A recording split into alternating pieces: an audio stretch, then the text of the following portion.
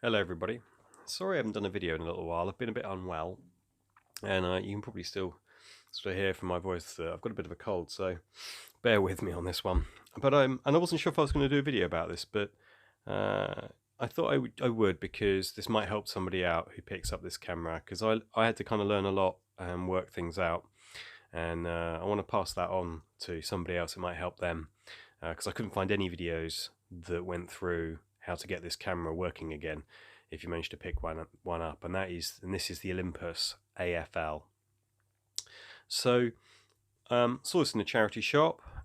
It just feels really premium. It's got this metal back. It's got some plastic on it, but it's got a certain weight to it and heft to it, and it's got this great 38mm f2.8 lens, which from everything I've read is a really sharp, really great lens. And immediately from picking this up, just kind of like the feel of it, the weight of it, just feels quality. And it reminded me immediately of one other point and shoot camera, which is the Nikon L35. And these go for silly money these days. I picked this up for a good price, but probably still pay too much. But these are getting harder and harder to find for a sensible price. And they did 3 versions, but these you can pick up, and this just feels like just as good a camera, and the lens is meant to be incredible. So I thought, brilliant. I got it home. Doesn't work, and that's fine. You know, it's an old camera. You got to change the batteries, right?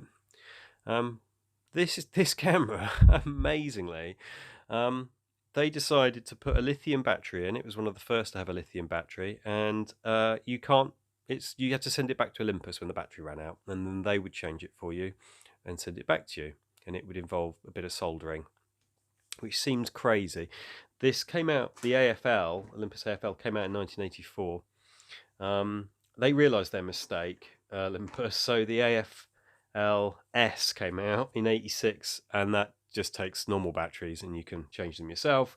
And then in 86 they also released one called the AFL-T, which is, I think it's like telly. It has basically like I think a 36 and a 60mm lens on that one, but the one to get is probably AFL-S from 86.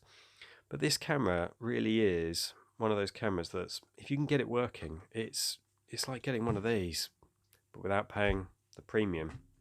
So it's got a super quick flash, and he takes 1.5 seconds to recharge, which I think at the time was, one of the quickest recharge flashes you could get. And famously, Andy Warhol loved this camera, and there's photos of him with it, if you Google it. And after he died and they were clearing out his possessions, they found a couple of boxes full of these cameras, like brand new, unused, because the battery, once it runs out, you kind of have to send it back to Olympus or put it in the bin. So he just stocked up and bought a load of them.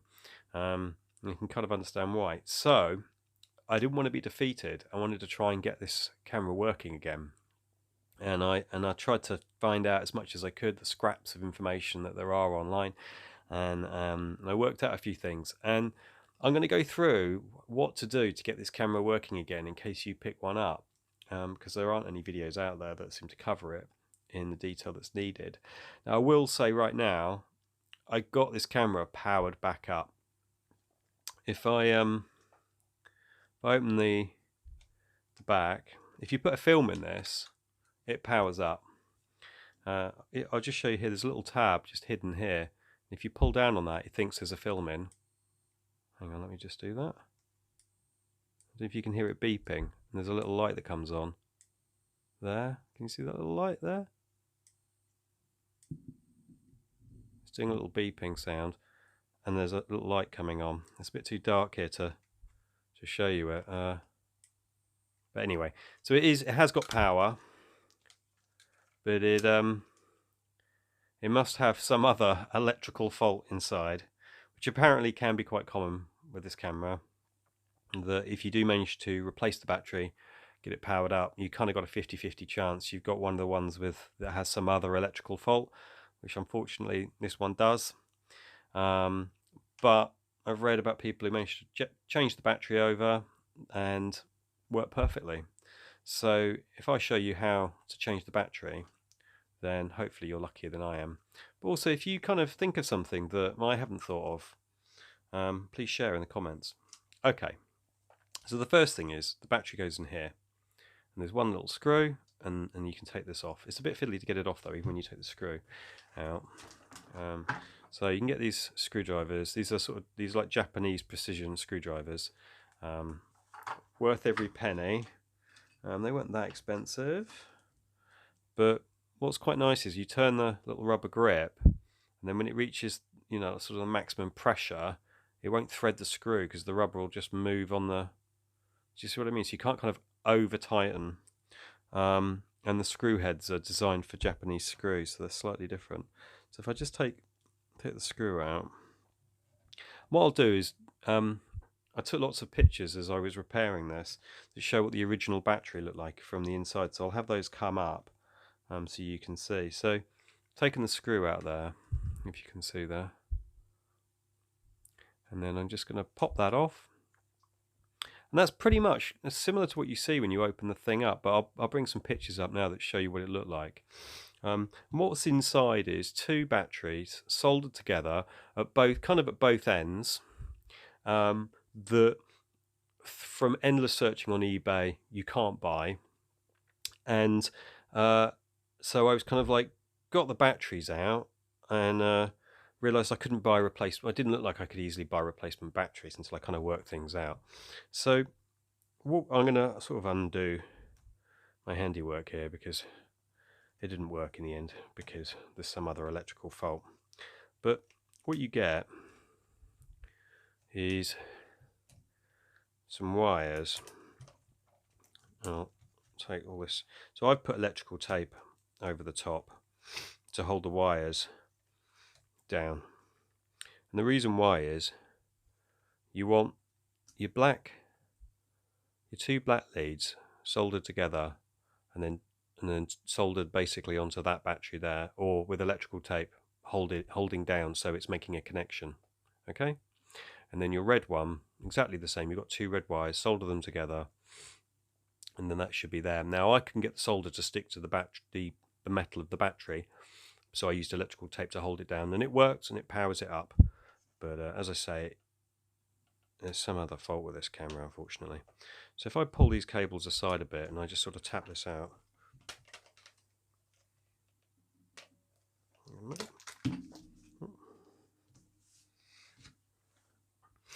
So what you get that goes inside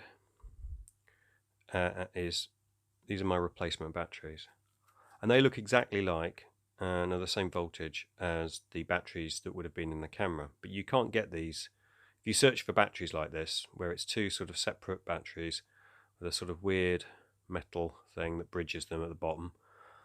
You can't find those for love nor money. And as I say, they were kind of in the camera like that. Now underneath them is a little piece of card like that stops the metal on the bottom of the batteries from connecting with the metal there in the bottom of the camera. I made this little piece of card. It did actually have a piece of card in the bottom, but that had perished, so I made a little replacement piece of card, and then the batteries sit on top of that piece of card. And then, as I say, you basically place that in, and then you use electrical tape to hold your soldered wires onto here and here. Now I had to unsolder these from the battery that was inside, so I used a soldering iron, which you can just pick these up quite cheap. Pick up a little soldering iron like this for sort of £10, £15, and you get a little bit of solder wire, and it heats up and the solder wire melts, and you just very carefully sort of do that. So it's not, not a big job to do that. Okay, so where did I get my replacement battery? Well, it turns out, and you've still got the pieces. If I put this back how it was, you may recognise a CRP2. So this is your standard CRP2 that you buy off eBay, and you basically crack it open, and inside is the perfect battery to fit inside one of these. And then You just make your little cardboard cutout, pop that in first, that goes over the top, make sure camera lens facing that way, that one is there and that one is there, and they go in like that, and solder these together and then electrical tape them to the contacts of the battery, and that is it. And then you just it's a bit of a squeeze, but you then put the top back on and your camera should power up. So I just thought I'd share that. If you've had experience repairing these, or this helps you to repair one of these, and if you've been going through the same issue I have, is trying to find a battery, I hope this really helps you, because it was actually really good fun, and it was a really amazing feeling when it powered up.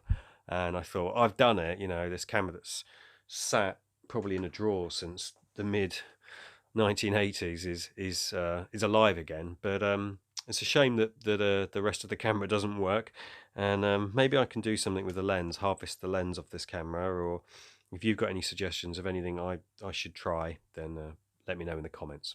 Thank you very much.